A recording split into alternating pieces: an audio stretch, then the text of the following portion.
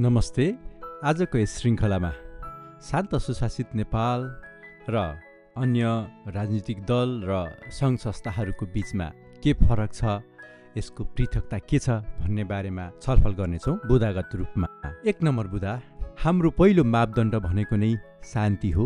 बिना शान्ति आएको जस्तोसुकै विकास र निर्माणको कुनै औचित्य छैन भन्ने हाम्रो ठम्याइ हो। हामी कुनै वाद विवाद, आरोप प्रत्यारोप, गाली गलौज, घृणा, हिंसाको सट्टा प्रेम, दया, विश्वास, सेवा, कल्याण र परोपकारको जगमा टेकेर अघि बढ्ने सङ्कल्प गर्दछौँ। बाँकी सबै काम कानुन र न्यायालयले दिने नै छ, त्यसको निष्पक्षता भने अवश्य हुन जरुरी छ। 2 नम्बर, हामी सभा, सम्मेलन, भेला, भाषण आदि कुराहरू कुनै पनि सार्वजनिक स्थलहरू जस्तै बाटोघाटो, चोक, चौतारी आदि ठाउँहरूमा गर्ने छैनौँ। यसले जनताको दैनिक जीवनमा नराम्रो असर पार्दछ।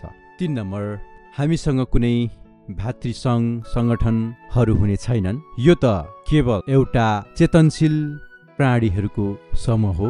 हामीसँग एउटै मात्रै वाद छ, त्यो भनेको मानवतावाद हो। 4 नम्बर, श्रम र श्रमदानलाई व्यापक जनस्तरसम्म पुर्याइनेछ। यस्तो चलन स्थापित गर्न सकिएमा सबै नागरिकलाई सरकारी सम्पत्तिप्रति माया बढ्नेछ र उहाँहरूले नै यसको संरक्षण गर्नको लागि पहल गर्नुहुनेछ। कम्तीमा पनि 5 वर्षको लागि भए पनि हरेक शुक्रबार म बनाउँछु मेरो गाउँ अथवा म बनाउँछु मेरो ठाउँ जस्ता अभियानहरू सुरु गरेर हरेक शुक्रबार सबै समुदायका विद्यार्थीदेखि लिएर अभिभावकदेखि लिएर सम्पूर्ण जनसमुदायहरू एकत्रित भएर विकास निर्माणको कार्यलाई श्रमदानको माध्यमबाट अघि बढाउने परिपाटी स्थापना गर्दछौँ।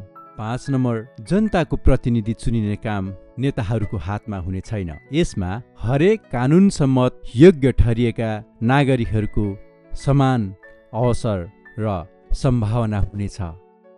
केवल चाहिन्छ नैतिकता, योग्यता र सबैभन्दा महत्त्वपूर्ण कुरा परिकल्पना, सङ्कल्प र नेतृत्व क्षमता नै हो। अब हरेक नागरिक नेता हुन्। 6 नम्बर, बहुसङ्ख्यकदेखि अल्पसङ्ख्यक सबै समुदाय र सम्प्रदायको भाषा, लिपि, संस्कृति र परम्परालाई संरक्षण, सम्वर्धन र प्रवर्धन गर्ने पहल थालिनेछ। 7 नम्बर, ठुलो सङ्ख्यामा नेपाल बाहिर रहनुहुने नेपालीहरूका लागि स्मार्ट डिजिटल प्रणाली प्रयोग गरेर प्रभावकारी, निष्पक्ष र पारदर्शी ढङ्गले मतदानमा सामेल गराउन पहल चालिनेछ। 8 नम्बर, आयव्ययको विवरणलाई पूर्ण रूपमा पारदर्शी बनाइनेछ। अफिसियल वेबसाइटलाई ओपन सोर्स आइक्लाउडमा सेयर गरेर संसारको जुनसुकै ठाउँबाट एक क्लिक गरेको भरमा आयव्ययको विवरणलाई हेर्न सकिने व्यवस्था मिलाइनेछ।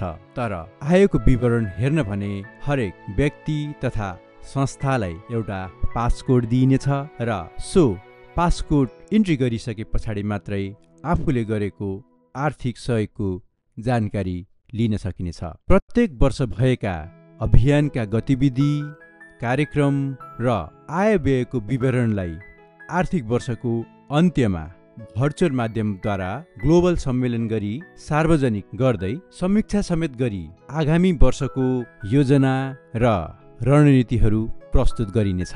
9 नम्बर, विकास निर्माणको कार्यको लागि सरकारको मात्रै भर पर्नुभन्दा आफै नै एउटा अक्षय कोष स्थापना गरी समाजमा महत्त्वपूर्ण र तात्विक प्रभाव पार्न सक्ने कार्यक्रम तथा विकास निर्माणका योजनाहरू सुरु गरिनेछ। 10 नम्बर, विकास निर्माणको काम गर्दा रैथाने र मौलिक संस्कृतिको प्रतिबिम्ब हुने गरी जनतासँगको सहकार्य र सहभागितालाई प्राथमिकता दिँदै उच्च आधुनिक तरिकामा जोड दिइनेछ। र अन्तिम 11 नम्बरमा, शान्त सुशासित नेपालको परिकल्पनालाई साकार पार्न राष्ट्र, राष्ट्रियता, राष्ट्रिय एकता र सार्वभौमिकताको मूल मर्मलाई आत्मसात गरिनेछ। यो हामीमा भएको पृथकता र अन्य दलहरूको बीचको फरकको बारेमा आज हामीले कुरा गर्यौं। अर्को भिडियोमा हामी के छ त शान्त सुशासित नेपालको राजनीतिक अवधारणा भन्ने बारेमा छलफल गर्नेछौँ। तपाईलाई फेरि पनि स्वागत गर्न पाउँदा खुसी लागेको छ। तपाई हाम्रा कुन सामाजिक सञ्जालहरूमा जोडिनु भयो। कृपया एकपछि अर्को गर्दै सबै सामाजिक सञ्जालहरूमा जोडिदै जानुहोला। साथै हाम्रो यस युट्युब च्यानललाई सब्स्क्राइब गर्नुभएको छैन भने सब्स्क्राइब गरिदिनुहोला र अरू समक्ष पनि पुग्योस् भनेर सेयर पनि गरिदिनुहोला। अब देश बनाउने जिम्मा तपाई हाम्रै काँधमा आएको छ।